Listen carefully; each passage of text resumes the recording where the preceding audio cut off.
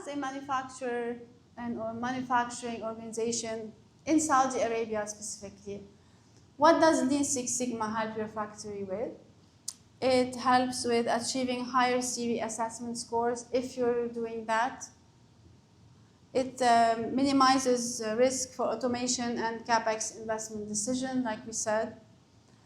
It helps you be ready for digital transformation. It offers the possibility of much faster go-live period for digital transformation projects, even if it's ERP, or MES, or others. So you're going to have a faster go-live time, as well as a more efficient one.